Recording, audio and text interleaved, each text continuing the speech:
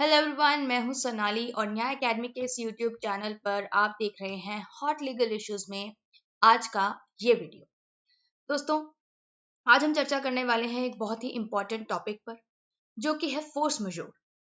देखिए, अगर आपने इंडियन कॉन्ट्रैक्ट एक्ट पढ़ा है तो क्या आपने फोर्स मेजोर की डॉक्ट्रिन के बारे में कहीं पढ़ा है? If not, let's find out what it is. लेकिन उससे पहले थोड़ा बैकग्राउंड जान लेते हैं कि फोर्स मेजोर का ये जो टॉपिक है, कोविड-19 के कारण लॉ ऑफ फ्रेटर्निटी में इतना चर्चा में क्यों है। देखिए, आप सबको पता है कि पूरे वर्ल्ड में इस वक्त लॉकडाउन हुआ पड़ा है। सारी इंडस्ट्रीज, बिजनेसेस बंद किए हैं, लेकिन सिर्फ एसेंशियल इंडस्ट्रीज को ही अलाउ किया गया है कि आप फंक्शन कर सकते हैं। और इस वायरस ब्रेकडाउन के कारण जो बिजनेसेस हैं वो बहुत दिक्कत परेशानी झेल रहे हैं, because everything has come to a halt. Deliveries नहीं हो पा रही हैं, सप्लाईज नहीं आ रही हैं, गुड्स मैन्युफैक्चरिंग रुकी पड़ी है। और इस अनफोर्सीन सिचुएशन के कारण जो कॉन्ट्रैक्टिंग पार्टीज हैं, अपनी ऑब्लिगेशंस जो है वो फुलफिल नहीं कर पा रही, अपनी ड्यूटी जो है कॉन्ट्रैक्ट के तहत वो परफॉर्म नहीं कर पा रहे हैं और डिलेड परफॉर्मेंसेस हो रही हैं। Hence the question arises, what will happen to contracts in such time. ये कोविड-19 के दौरान कॉन्ट्रैक्ट्स का क्या होगा? वो वॉइड होंगे या वॉइडेबल होंगे या वैलिड रहेंगे? यही हम डिस्कस करेंगे इस वीडियो में। बने रहिए एंड तक हमारे साथ, बिकॉज हम बहुत ही इंपॉर्टेंट टॉपिक्स इसमें डिस्कस करने वाले हैं। Let's move on. तो ये चार जो पॉइंट्स यहाँ पर लिखे हुए हैं, इन्हीं पर हम एक एक करके चर्चा करेंगे कि अगर कॉन्ट्रैक्चुअल जो पार्टीज हैं अपनी ऑब्लिगेशंस परफॉर्म नहीं कर पा रही हैं तो क्या उन्हें लिक्विडेटेड डैमेजेस पे करने पड़ेंगे, या पेनल्टी क्लॉज एक्टिवेट होगा, या फिर डॉक्ट्रिन ऑफ फ्रस्ट्रेशन अप्लाई हो जाएगी, जो कि इंडियन कॉन्ट्रैक्ट एक्ट के सेक्शन 56 में मेंशन है। इस पे हम आगे डिटेल में एक पूरी स्लाइड हम इस पे डेडिकेट किया हुआ है, उसमें पढ़ेंगे डॉक्ट्रिन ऑफ फ्रस्ट्रेशन क्या है। एंड लास्टली, क्या कॉन्ट्रैक्ट सस्पेंड हो जाएंगे इस दौरान? चलिए देखते हैं आगे। बट उससे पहले फोर्स मेजोर समझ लेते हैं कि फोर्स मेजोर क्या है। देखिए, ये एक फ्रेंच टर्म है जिसका लिटरल मीनिंग है सुपीरियर फोर्स, यानी एक ऐसी फोर्स जो कि हम ह्यूमन से सुपीरियर है, which is beyond the control of human beings. देखिए, force majeure refers to those unforeseeable and uncontrollable circumstances that prevent a party from fulfilling its obligation. यानी ऐसे हालात, ऐसे सर्कमस्टांसेस जो ना तो हम प्रिडिक्ट कर पाते हैं कि फ्यूचर में ऐसा हो सकता है, और जिस पर ह्यूमन बींग्स का, ह्यूमन बॉडी का कोई कंट्रोल नहीं है। और इन सर्कमस्टांसेस के कारण जो पार्टीज हैं कॉन्ट्रैक्ट में, वो अपनी ऑब्लिगेशन नहीं फुलफिल कर पाती है। तो ऐसे इवेंट्स को, ऐसे सर्कमस्टांसेस को फोर्स मेजोर का नाम दिया गया है। दोस्तों, अब मुद्दा ये है कि कौन से इवेंट्स हैं जो फोर्स मेजोर के अंदर कवर होंगे। देखिए, मैंने यहाँ पे FMCA शॉर्ट में लिखा है, it means force majeure close. ये एक क्लॉज के तौर पे पार्टीज अपने कॉन्ट्रैक्ट में इंक्लूड करती हैं। चलिए, अब पहले ये चर्चा कर लेते हैं कि कौन से इवेंट्स हैं जो फोर्स मेजोर के तौर पे काउंट होंगे या फोर्स मेजोर क्लॉज के अंदर इंक्लूड किए जा सकते हैं। इसके लिए हम सुप्रीम कोर्ट का एक केस पढ़ेंगे, जो है धनराजमल गोविंद राम वर्सेस श्यामजी कालिदासन कंपनी 1961। 1961 का ये केस है दोस्तों, जिसमें सुप्रीम कोर्ट ने लबुपॉ वर्सेस क्रिस्पिन 1920।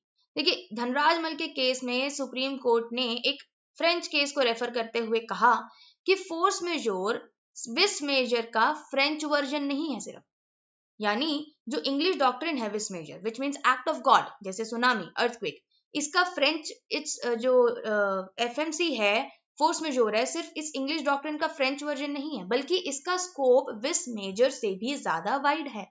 एंड जजेस ने अग्री किया कि स्ट्राइक्स जैसी events, breakdown of machinery, pandemic जैसे कि कोविड-19 महामारी, war and other similar unexpected circumstances जो नॉर्मली विस मेजर में कवर नहीं होते, वो सारे फोर्स मेजोर के अंदर इंक्लूड होंगे।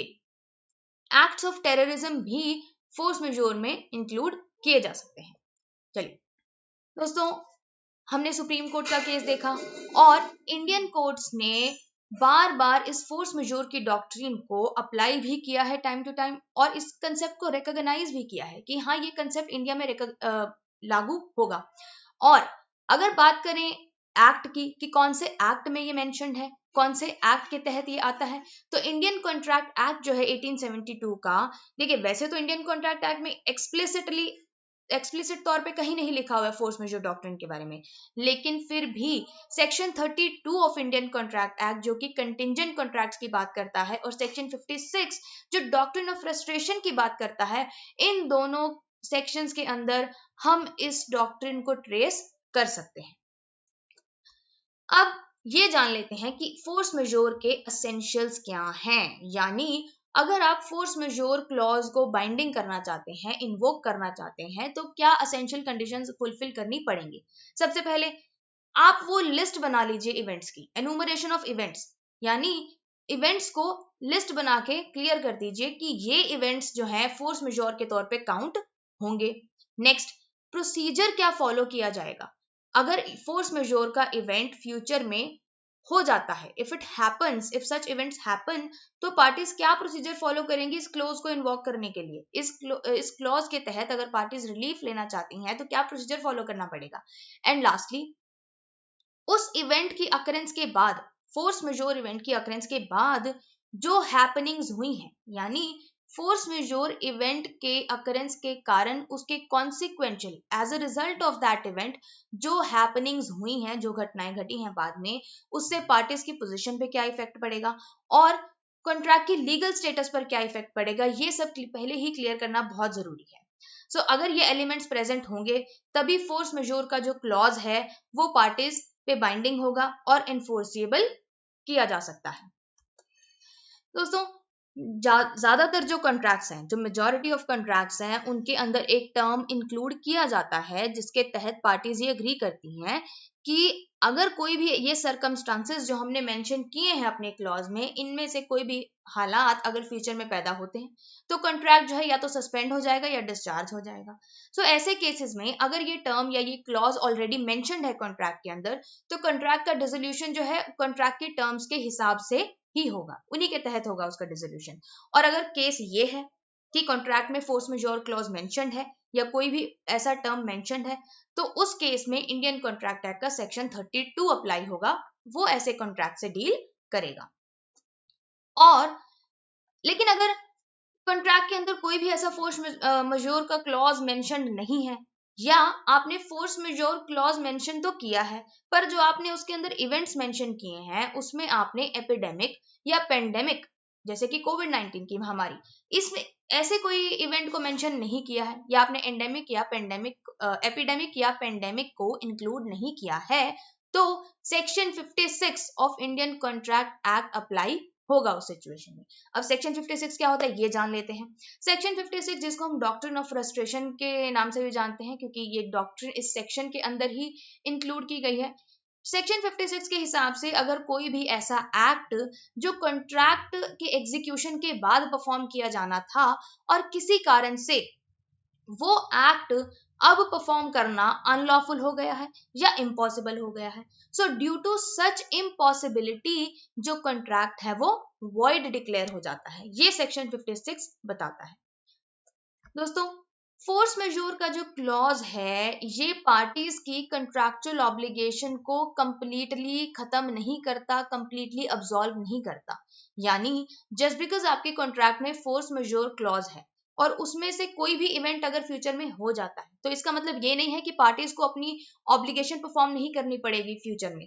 जी नहीं, फोर्स मेजोर के क्लॉज के तहत होगा ये कि आप अपने कॉन्ट्रैक्चुअल ऑब्लिगेशन को सस्पेंड कर सकते हैं फॉर द टाइम बिंग। जब तक वो इवेंट के कारण ऑब्लिगेशन परफॉर्म करना इम्पॉसिबल है तब तक कॉन्ट्रैक्ट जो है सस्पेंडेड रहेगा, बिकॉज ये जो है एक एक्सेप्शन है।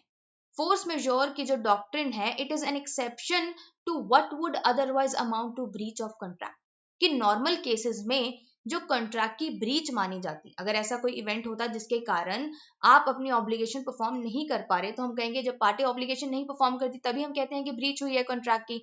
सो ये वो जनरल केस में कवर नहीं होगा, ये एक एक्सेप्शन है, तो इसीलिए हम इसको ब्रीच नहीं मान रहे हैं कॉन्ट्रैक्ट की और सिर्फ कॉन्ट्रैक्ट को सस्पेंड किया जा रहा है for the time being on the ground of impossibility.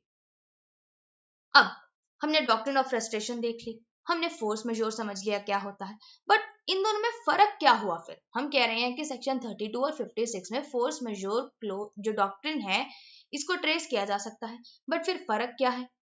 देखिए, सबसे पहला जो डिफरेंस है वो ये है कि फ्रस्ट्रेशन की जो डॉक्ट्रिन है वो ये कहती है कि इम्पॉसिबिलिटी टू परफॉर्म ऑब्लिगेशन, यानी आप कॉन्ट्रैक्ट के तहत जो अपनी ऑब्लिगेशन परफॉर्म नहीं कर पा रहे वो इम्पॉसिबल है परफॉर्म करना, that is due to an event which is subsequent to the execution of contract. यानी ये जो इम्पॉसिबिलिटी अराइज हुई है ये कॉन्ट्रैक्ट के एग्जीक्यूशन के बाद, कॉन्ट्रैक्ट के पूरा होने के बाद अराइज हुई है, और ये इम्पॉसिबिलिटी पार्टीज कॉन्ट्रैक्ट करते वक्त उनके कंटेम्पलेशन में नहीं थी। यानी पार्टीज ने इमेजिन नहीं किया था कॉन्ट्रैक्ट करते वक्त कि फ्यूचर में ऐसी कोई इम्पॉसिबिलिटी अराइज हो सकती है, और इसीलिए फ्यूचर में अगर कोई ऐसे इवेंट होता है जिसके कारण इम्पॉसिबल हो जाता है कॉन्ट्रैक्ट को परफॉर्म करना, डॉक्ट्रिन ऑफ फ्रस्ट्रेशन वहां अप्लाई होती है।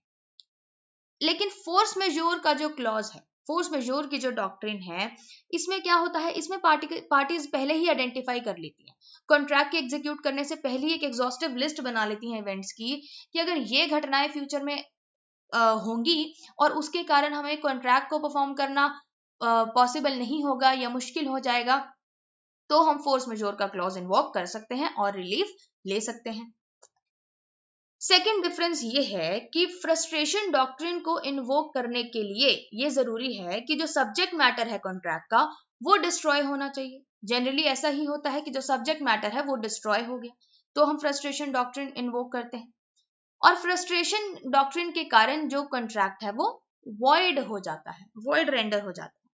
लेकिन फोर्स मेजोर क्या है? फोर्स मेजोर एक कंट्रैक्चुअल प्रोविजन है जिसमें हम पहले ही इवेंट सोच के रख लेते हैं कि अगर ये इवेंट फ्यूचर में होता है और उसके कारण कॉन्ट्रैक्ट वॉइड नहीं होगा, सिर्फ हम परफॉर्मेंस जो है कॉन्ट्रैक्ट की उसको डेफर कर देंगे, यानी उसको डिले कर देंगे कि जो ऑब्लिगेशंस पार्टीज ने परफॉर्म करनी है वो इस इवेंट के हो जाने के बाद या इस इवेंट के सबसाइड हो जाने के बाद ही परफॉर्म करेंगे।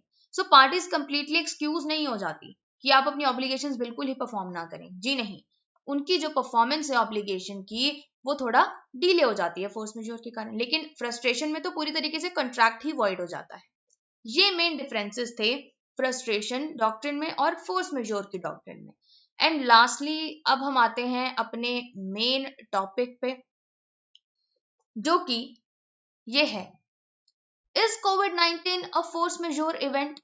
जी हाँ, कोविड-19 एक फोर्स मेजोर इवेंट के तौर पे काउंट होता है, और हमारी गवर्नमेंट ने, मिनिस्ट्री ऑफ फाइनेंस ने एक ऑफिस मेमोरेंडम निकाल के इस बात को क्लियर कर दिया है, क्लैरिफाई कर दिया है कि कोरोना वायरस एक नेचुरल कैलामिटी है, और इस केस में फोर्स मेजोर का जो क्लॉज है वो इन्वोक किया जा सकता है जहां भी अप्रोप्रिएट होगा, लेकिन ड्यू प्रोसीजर फॉलो करना जरूरी है इस क्लॉज को इन्वोक करने के लिए।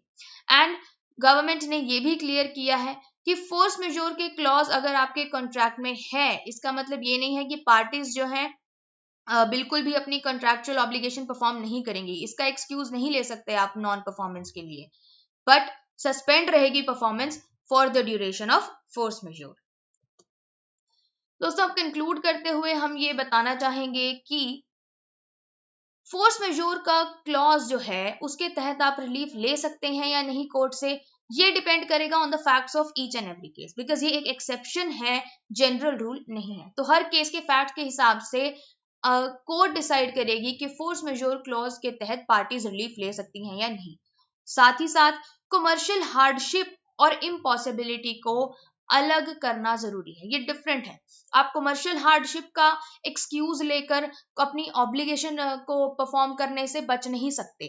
कमर्शियल हार्डशिप जैसे कि suppose for example supplier good supply नहीं कर रहा बिकॉज गुड्स के जो रॉ मटेरियल है वो प्राइस बहुत महंगा हो गया है, so this is a case of commercial hardship, but ये आप एक्सक्यूज लेकर डॉक्ट्रिन ऑफ इम्पॉसिबिलिटी का सहारा नहीं ले सकते। देखिए, ड्यूरिंग कोविड-19 force majeure clause can not be applied to contracts which involve commercial hardship. ये मैं आपको क्लियर कर देना चाहती हूँ कि कोविड-19 जो कि एक फोर्स मेजोर क्लॉज है, इसके तहत आप कमर्शियल हार्डशिप वाले केसेस में ये अप्लाई नहीं कर सकते, जहां पे आपकी कॉन्ट्रैक्चुअल ऑब्लिगेशन जो है आप it is possible to perform. So जहां पे भी आपके लिए पॉसिबल है परफॉर्म करना, कमर्शियल हार्डशिप का बहाना लेकर आप ये फोर्स मेजोर क्लॉज को इन्वोक नहीं कर सकते।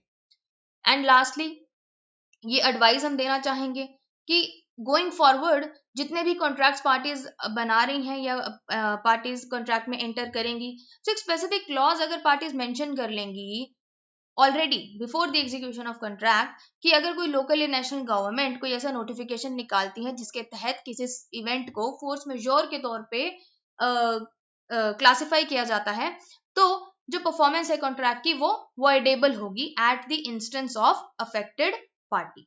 सो अगर ऐसा क्लॉज पार्टीज मेंशन कर लेती हैं तो ये बहुत बेनिफिशियल होगा उनके लिए। चलिए, this was all about force majeure. I hope you liked the video, and please अगर आपको वीडियो पसंद आया है so give it a thumbs up and share कीजिए इसे अपनी फ्रेंड्स के साथ लॉ फ्रेटर्निटी में ज्यादा से ज्यादा, और सब्सक्राइब कीजिए न्याय अकेडमी के चैनल को for more such videos. Thank you so much and please do not forget to ring the bell icon ताकि लेटेस्ट अपडेट्स आपको मिलती रहे। Thank you so much for watching the video.